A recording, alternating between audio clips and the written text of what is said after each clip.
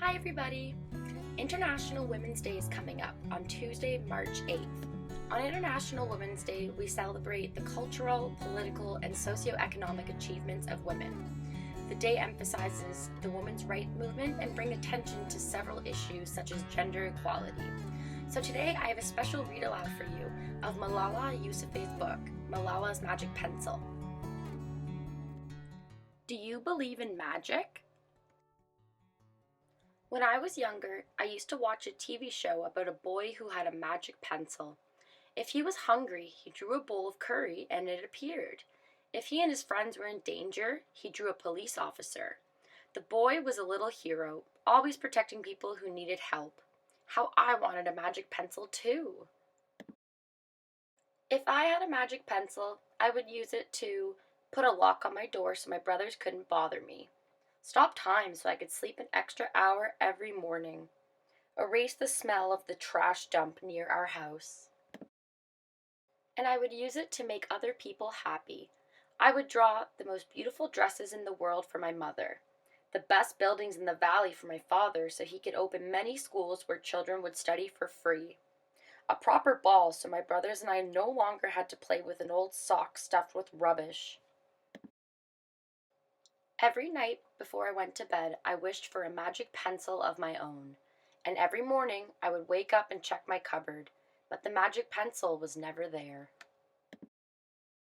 One day I was throwing away potato peels and eggshells at the dump. I was wrinkling my nose, swatting away flies, and making sure I didn't step on anything dirty in my nice shoes when I saw a girl about my age sorting trash into piles. Nearby, boys were fishing for metal scraps using magnets on strings. When my father returned home from work, I told him what I'd seen. It made him sad. "Abba," I said. "Yes, Johnny," he said back. I always liked when he called me dear one. "Why haven't I seen that girl in my class?" "Because," he said, but he didn't finish right away. "Because, Johnny, in our country, not everyone sends their daughters to school, and some children must work to support their family. Those boys will sell the metal scraps they find. If they went to school, their families would go hungry. School was my favorite place, but I had never considered myself lucky to be able to go." My father had always said, "Malala will live free as a bird." Now I wondered how free I'd truly be. That night I thought about families who didn't have enough food, and the girl who couldn't go to school, and even about how when I was older, I would be expected to cook and clean for my brothers, because where I came from, many girls weren't allowed to become what they dreamed of. I knew then that if I had the magic pencil, I would use it to draw a better world, a peaceful world. First, I would erase war, poverty, and hunger. Then I would draw girls and boys together as equals. Over the next few years, instead of wishing for a magic pencil every night, I worked hard in school every day. I wanted to be one of the top students in my class. But soon, powerful and dangerous men declared that girls were forbidden from attending school. They walked the streets of our city now. They carried weapons.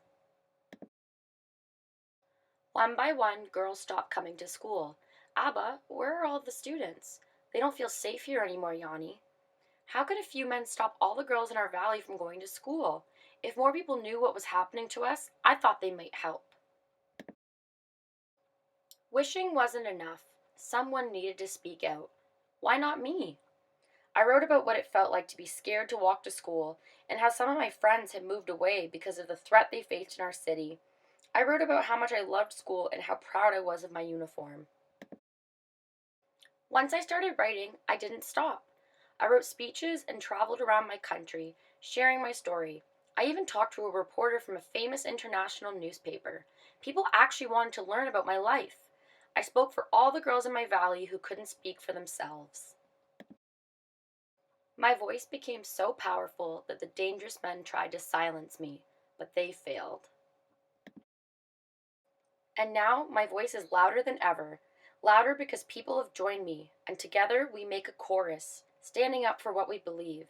We raise our voices for those in need, help people in danger even if they are an ocean away, think of the world as a family. Do you still believe in magic? I do. I wrote alone in my room, but people all over the world were reading my story.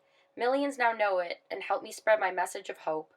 I at last found the magic I was looking for, in my words and in my work. I am Malala. I've always wished I could make the world a more peaceful place, and every day I work to make my wish come true. One child, one teacher, one book, and one pen can change the world.